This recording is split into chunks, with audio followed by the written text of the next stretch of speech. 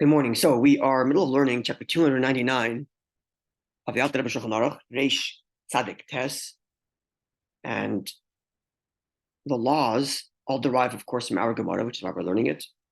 And the essential law that we're discussing here, as he describes in the title of this chapter, is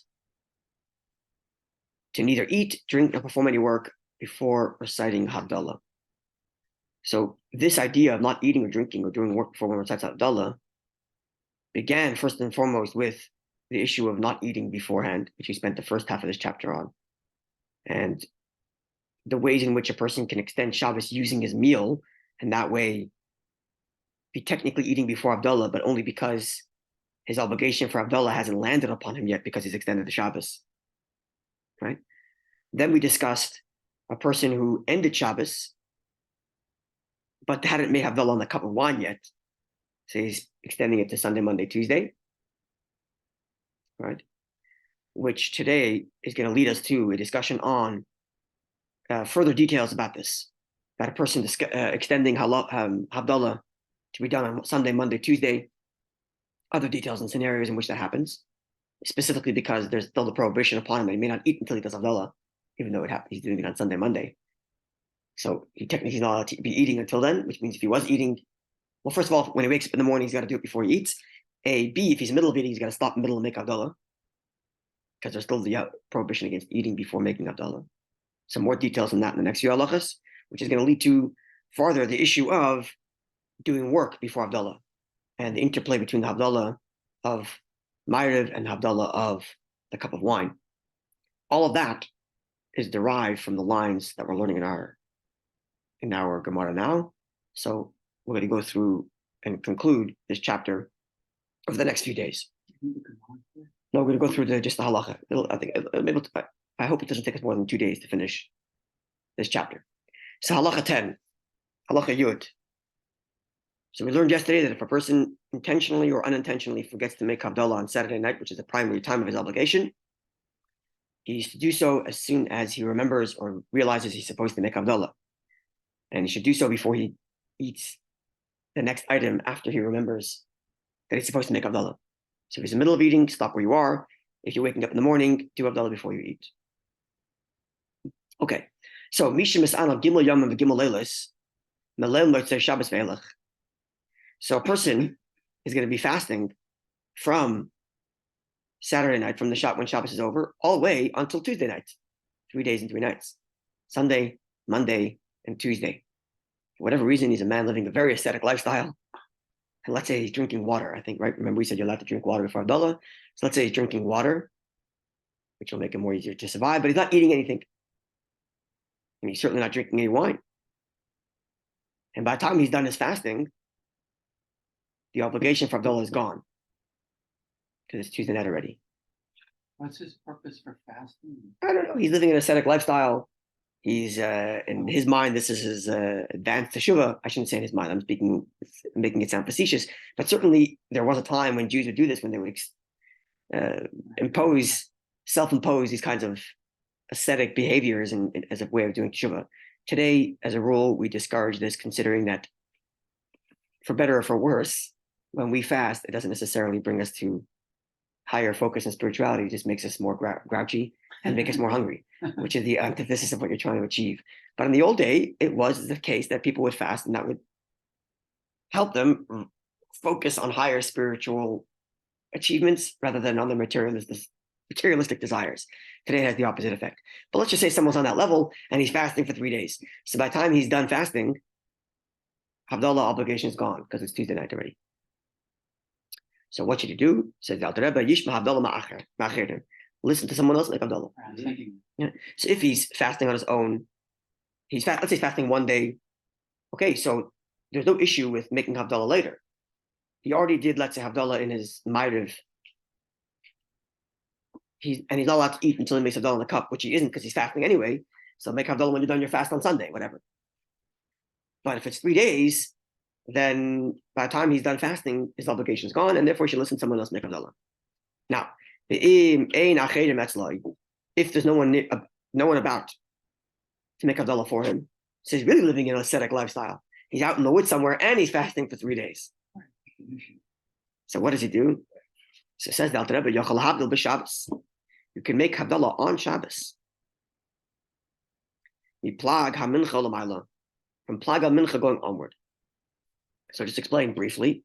Plag ha-mincha is a certain time, which is like, it's a quarter to the end of the night. And according to some opinions, Rabbi Huda, right? I think Rabbi Huda, in the this dispute that goes back to the Mishnaic era, that the day ends at Plag ha-mincha. It's like a Benish Moshes. It's earlier than Benish Moshes. Right. It's the earliest point at which you can accept Shabbos upon yourself. When we take in Shabbos, early Shabbos, you have to daven mincha before Plag ha-mincha, and then accept Shabbos after Plag ha-mincha. Because Plag ha-mincha is a demarcation by which you can switch from one day to the next, at least according to one minority opinion. So that's the case. According to this one minority opinion, Shabbos would have been over by Plag ha-mincha. So in which case, we are lenient and allow you to make Havdalah from that point forward. Right? But your Shabbos isn't over yet. You still know how to do work until absolute nightfall. You're just given leniency to daven Ma'ariv and do Havdalah early. We did this once in shul. What? Remember, yes, we had such an issue. I just remember we brought up. Why did we do it earlier? There's a reason why we did it earlier, yes. Forget the reason. Couldn't do Malacha, but we did. Havdalah already. I can't remember why. There was a situation that we said BROCHOS, right? we made Havdalah. I can't remember what it was. We said the phrase. There are other cases in which you could do this for if a person needs to travel for a mitzvah right after Shabbat, right after Shabbos, or in other cases, for example, someone who's an onion, which means he's between the passing of a loved one and the burying of a loved one, when he's not allowed to do, he's not supposed to perform mitzvahs during this period. Speak to your local Orthodox rabbi if you run into such an issue. There are ways to get around this, but ostensibly one doesn't do mitzvahs, and therefore, except on Shabbos, there's no mourning on Shabbos, so one does do mitzvah.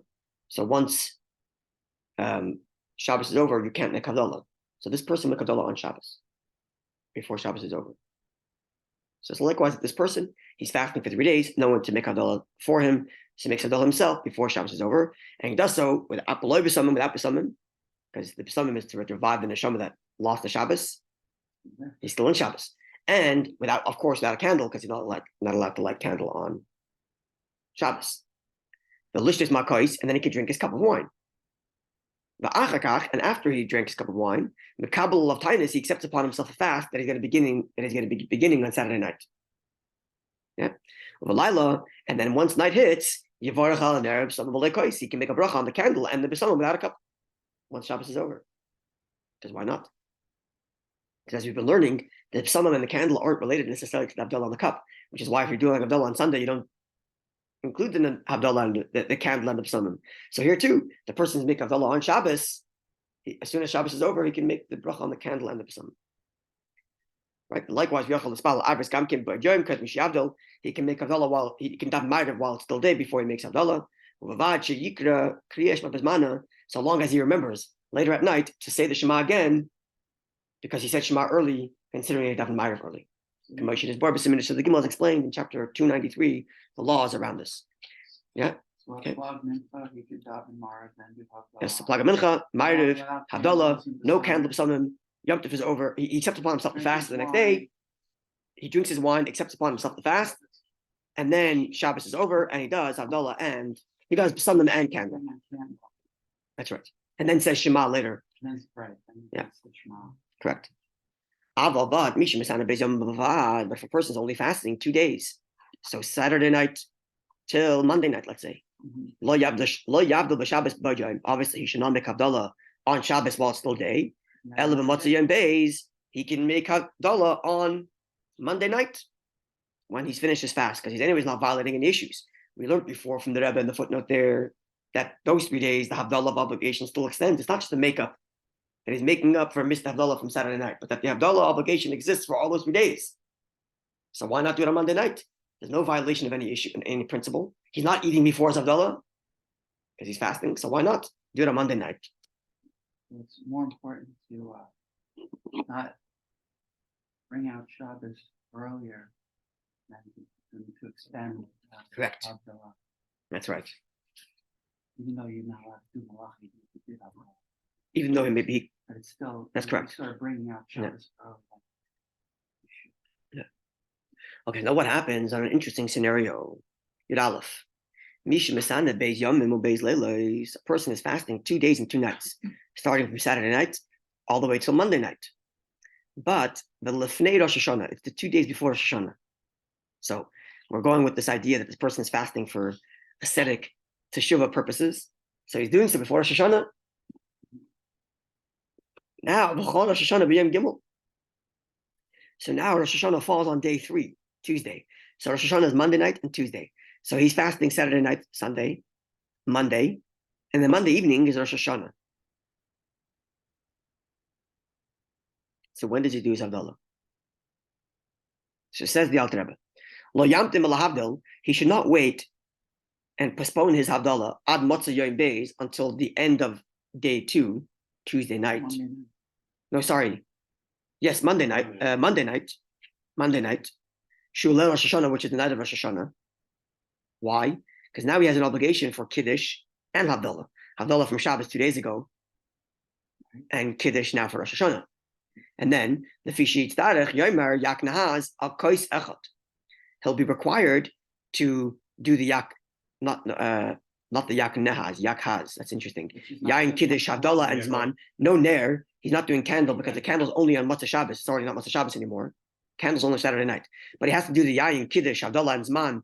Zman being Shechianu. He has to do that whole combination on 1 cup of wine because he has Havdalah from Saturday night 2 days ago and Kiddush for Shabbos. For Rosh Hashanah. Oh yeah, pas echad, or on 1 loaf of bread if he's making Kiddush on a loaf of bread. Just as one would be required on any time a Yom Tov falls out on Saturday night, you have to combine Kiddush and Havdalah. Gimel, as shall be explained in chapter 473, which we actually learned. That's the laws of Pesach night. Now, why can't he do that? If he can do it on a regular Motzei Shabbos Yom Tov, why shouldn't he do it now? We should know it from Gemara Psachim. What? He's not even choosing to split the tray over one. That's right. You're only allowed to combine 2 cups and two mitzvahs into 1 cup when you have no other choice. But if you had the choice, and you're voluntarily combining 2 mitzvahs, we don't do that.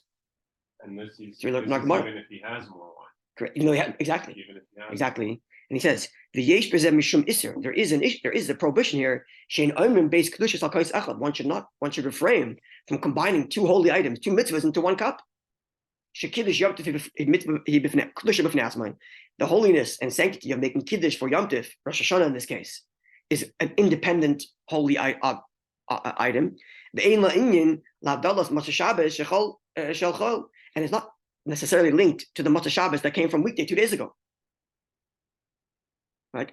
Masha'en came the Yom Tov shechol b'Motzei Shabbos, where and this is not the case when Saturday night is Yom Tov. Right.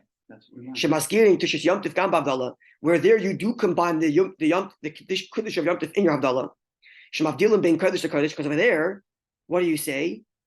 You say, thank you, Hashem, for separating between the holy and the holy, because they're going from Shabbos to Yom Tov. Hare Kiddush Havdalah in Echad. So here, the Kiddush and Havdalah are 1. So it's actually more than what I said. I was saying that you have a choice, but beyond the fact that you have a choice, is also the fact that when you're going from Saturday night directly into Yom Tov, the Havdalah itself is a Kiddush. Because you're saying, thank you, Hashem, for sanctifying between the holy and the holy. But over here, you can't say thank you for sanctifying between the holy and the holy, because between the holy and the other holy, you had weekday and middle.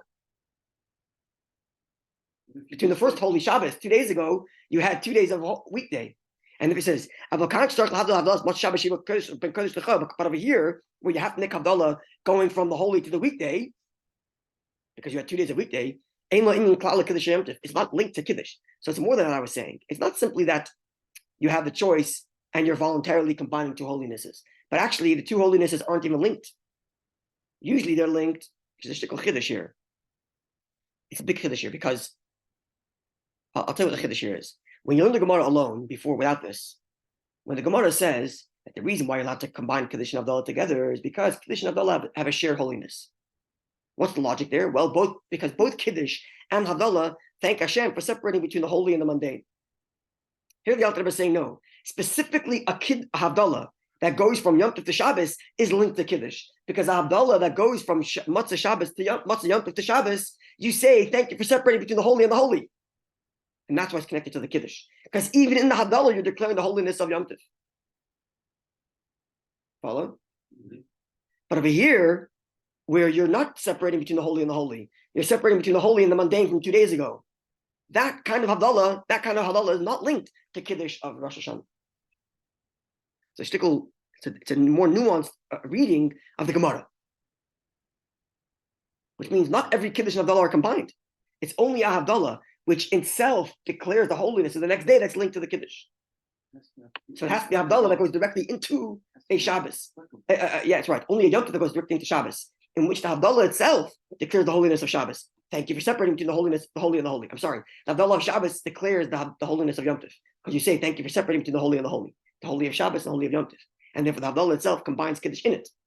But in this case, we have 2 days of weekday and middle. they're completely unrelated. They're not related. Is this a case where the person who only has 1 cup of wine? Well, that's Couldn't he just do? that was saying even if you do 2 separate. okay, that seems to be saying that even if you only had 1 cup of wine, in which case you're allowed to combine 2 holinesses, right? Okay, if you had only 1 cup of wine, You can't. no. You see, even if you had 1 cup of wine, you can combine completely unrelated things. You can combine benching and Havdalah. If you only have 1 cup of wine, you can combine completely unrelated holinesses, right? No. In this case, maybe you had more than 1 cup of wine, but if you're doing Kiddush and Havdalah at the same time, you have to wrap them all together. And over here, you can't wrap them all together because your Kiddush is unrelated to your Havdalah is unrelated to your Kiddush, because your Havdalah is separate between holy and mundane, and the Kiddush is to declare holy. And therefore, your Havdalah ignores the fact that you're going into Yom Tov. Whereas Havdalah that goes from Yom Tov on Saturday night, then the Havdalah from Shabbos acknowledges your Yom Tov. Whereas over here, your Havdalah from Shabbos does not acknowledge your Yom Tov. Follow that? Also, you were supposed to do it Saturday night. Yeah, so here, but he's fasting. He's fasting for 2 days, which is why he's allowed to postpone it. But because he's landing in a Yom Tov, we have run into the situation. Okay, so what should you do? And therefore, he cannot combine his 2 kiddushim into 1 cup of wine. Oh, so what should you do? Let's see. For the reasons explained above. Now, therefore, if it so happened that he did do this, he doesn't say what you should do yet. He just says you can't combine the 2, which seems to imply what? You should hold 2 cups of wine and make 2 different kiddushim? Make 1 Havdalah, 1 kiddush?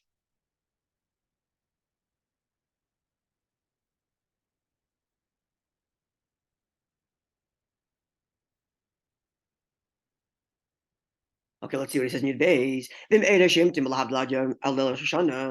if it so happened that he didn't make Havdalah until the night of Rosh Hashanah, so Yishma Kiddush Macherim, he should listen to someone else make Kiddush, right? The lo yitem prusas hamoitzi, but should not eat any of the bread of hamoitzi until he makes Havdalah on a cup of wine.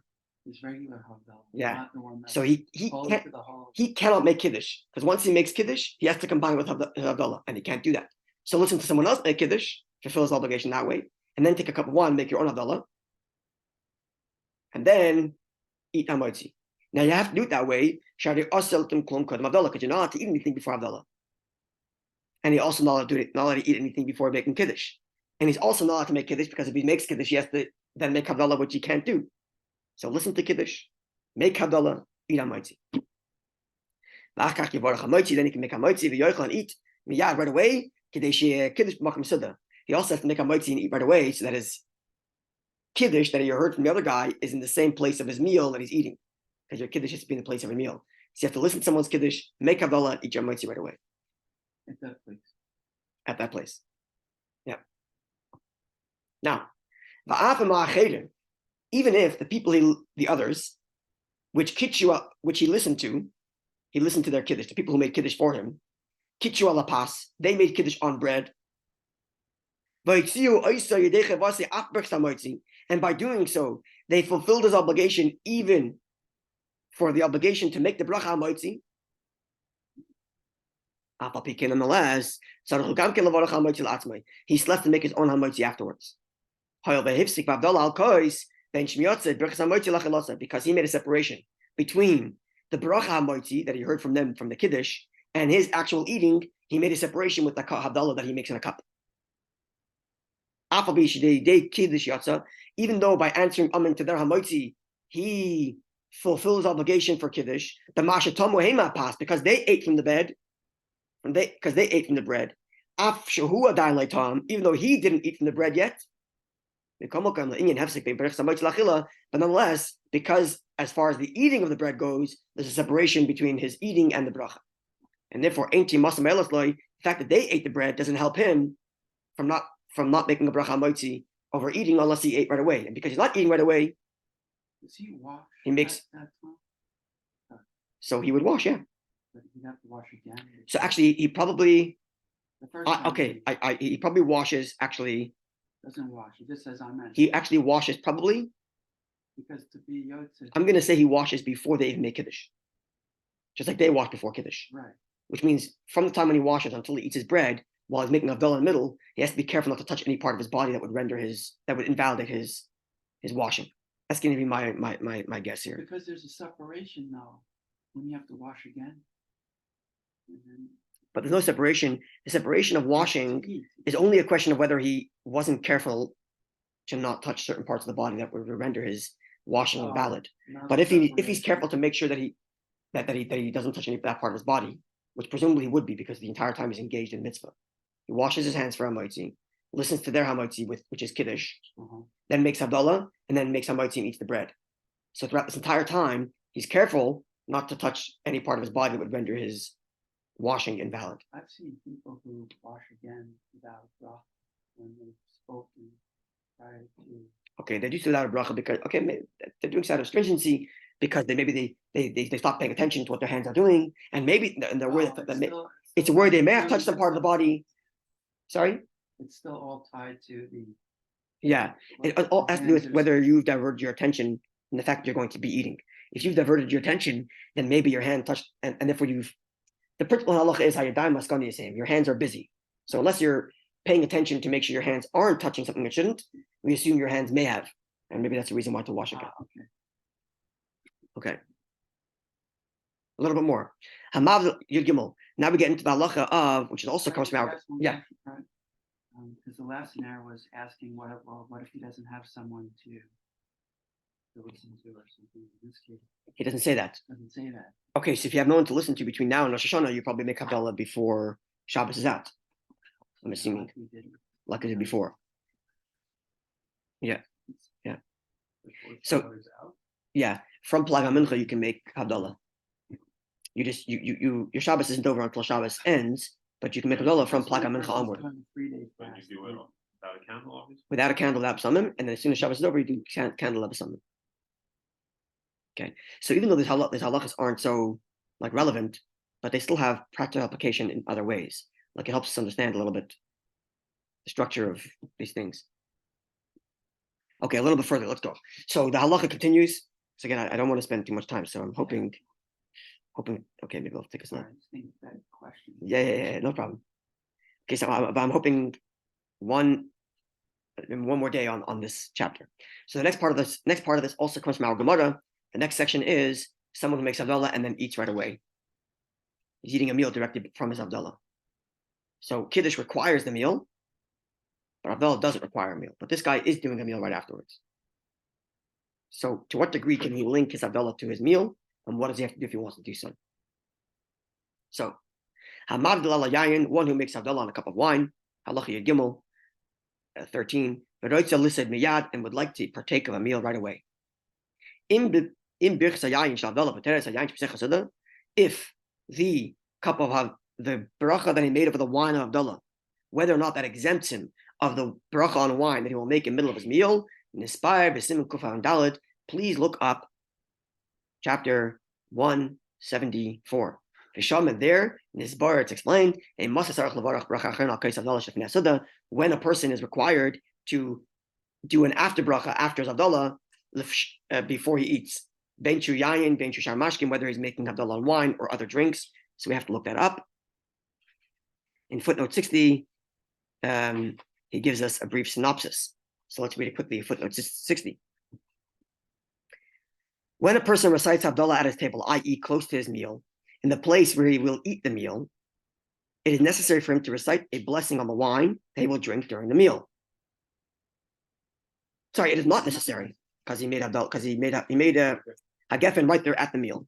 There are authorities who maintain that since one does not partake of the wine consumed of Havdalah for the sake of drinking, but rather for the sake of the mitzvah, it does not cover the wine consumed during the meal because they're of a different nature. One's for pleasure, one's for mitzvah, according to this opinion.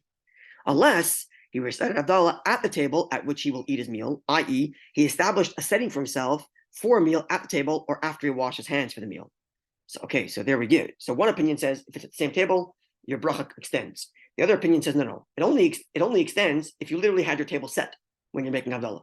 The same way would be Friday night, let's say, because otherwise you're drinking wine of two separate reasons. One's for enjoyment, meal, and one's for mitzvah Havdalah. So if you washed, to your point, you can wash and then make Havdalah, and he's particular to make sure he's not touching any parts of the body that would render his washing invalid.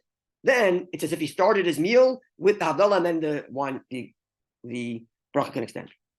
So continue this synopsis of the Alter Rebbe's view. Weight should be given to their words at the outset, meaning, okay, so there is an opinion which says the bracha doesn't extend, so be careful. Thus, when one recites Havdalah before establishing a setting for a meal, he should have the intent that the blessing recited over the wine, Havdalah, does not cover the wine he will drink in the meal, and that way he avoids all the issues. Because according to one opinion, it does extend to the meal. According to the other opinion, it doesn't extend to the meal. So you're stuck in a bind. If you decide to go with one opinion, then you may be missing out on a bracha. If you decide to go with the other opinion, you may be making a bracha in vain. So how do you avoid it? By expressly having the intent that the bracha I'm making now is not extending to the rest of the meal. Right? If one did not have this intent, if he did not have this in mind, he should not recite a blessing on the wine that he drinks during the meal. He should not make another bracha, because when there's a question concerning blessing established by a rabbinic decree, we rule leniently. Because you're not sure whether you should make a bracha or don't make a bracha, you avoid making a bracha. So I'll tell you something about my own personal practice. So it happens that I make Havdalah on beer, Matzah Shabbos, and sometimes the can of beer is bigger than the cup of Havdalah. So I have, after Havdalah is over, I'm going to keep on drinking the beer. So I'll have expressed intent when I make the bracha shakal in my Havdalah that I intend to finish the rest of the can of beer. Oh, okay, so you could do the. So it's expressed intent. It's expressed intent. So in this case, it's all opinions, because the other, right? One opinion said to begin with, you can extend your Havdalah into the meal. The other opinion said you can only do so if the table's actually set and the food's there. So here, the can of beer is sitting right there. It's open. It's sitting right there, and I'm expressed intent that my bracha is going to extend to the rest of the beer, and that's what I do on Havdalah on Matzah Shabbos if I'm making. Well, aren't they saying the opposite, that you should not have the intent? Sorry, you should have expressed intent not to if you're going to have a whole meal. If you're going to have a whole Right. He said, if you're going to have a meal afterwards, you should have, in other words, if the meal isn't set up, but you're about to be having a meal, then you have an issue of the two opinions. That's when you should have expressed intent that it shouldn't extend. But if it's going to extend anyway, according to all opinions, then why not? Right? He's telling you, and look at the footnote again. Right? Weight should be given to the words at the outset. Which words? The words of the opinion which says that it only extends unless you're reciting Havdalah at the table at which his meal he ate his meal, i.e. established setting for himself for a meal at the table or after he washed his hands. So, but if you did that, then all opinions agree that the bracha extends. But when you're not doing that, that's when you have to have expressed intent not to include, because then you run into the issue of the dispute. Table, the beer is sitting there. No, that's not. There's no meal, but there's a can of beer there, and I know I'm going to be drinking that. It's right there, so it avoids all the opinions in the other direction. Follow? Anyway, if someone listening thinks I'm doing it wrong, let me know and I'll change my practice. Right? You see reading it? Opinion A says it keeps on going. Yeah. Opinion B says it only keeps on going if it's set up and you're right there at the table with which you're going to be eating and drinking. Are the two opinions. But in a case where it's not set directly up, which means there's the dispute, that's when you have to be careful and have in mind not to include. But in a case where it's set up and the food's right there, and you have expressed intent for it to continue because you're actually going from your Havdalah into that meal as it's set up, then both opinions agree it extends. I don't see why you have to declare not to have in mind. It's only when you run into an issue between the two opinions that you have to have. Anyway, that's my understanding. So again, if someone thinks I'm misunderstanding, I'd be happy to correct my practice. One more halacha, because this concludes the subject, because halacha 15 gets into not doing malacha, which is the next subject, not doing work before you do Havdalah. That's the next subject in this chapter, which we'll do tomorrow. So let's conclude the subject of Havdalah directly to a meal. Halacha Yidalad. If he would like to eat directly following his Havdalah, so his table is set, right? And he's doing that whole thing. And let's just say there's no wine in the next meal. So he's not running into the issue of making a new bracha. Let's just say that, right? So, but there is a table set for food, for his malav malka. So he should be careful that the bread should not be sitting on the table before he makes Havdalah. Right? Because when you have Havdalah, when you have wine and bread in front of you, the halacha is you're supposed to make bracha on the bread first. So when it comes to Friday night, you have to have the bread on the table because of the issue with the manna, and you have the bread there, and you have the challah, you have the Havdalah, the Kiddush is being recited over your meal. But here, Havdalah doesn't require you to bring a meal to the table. So therefore, it's your choice to do that. So you're imposing on the wine of Havdalah another bracha called Hamaitzi. So don't bring it to the table. Right? But if you did bring it, then you have to cover it with the cover until Havdalah is over. So the bread shouldn't see its embarrassment that it's being skipped. Because by the law, when a person is supposed to preface the bracha over bread before the bracha over wine, when a person wants to be eating right away. Because when the Torah lists the 7 kinds of foods that are associated with Eretz Yisrael, there's an order to the pasuk. And bread in that pasuk comes before wine. And it's chita sa'ira. The first 2 is bread, a land of grain and of wheat and barley. Ella, but sha'achshav in this case, in yachlak dimai, he's not allowed to have the bread first because he's not allowed to eat before he makes Havdalah.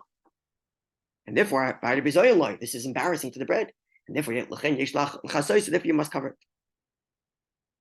But if he's not eating right away, even if the bread's on the table and it's tzarech l'chasois, he doesn't have to cover it because he's anyways not eating it right away.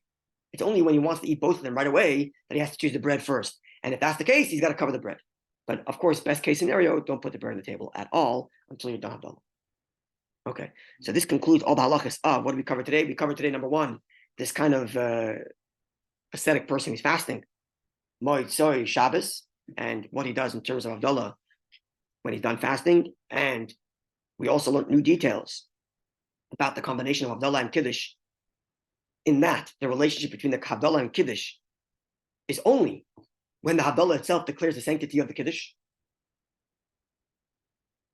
which is a unique, subtle nuance in our learning of the Gemara, right? And it's not just inherently Havdalah and Kiddush are connected, but only when Havdalah declares the sanctity of Kiddush, that's when they're connected. That's the first.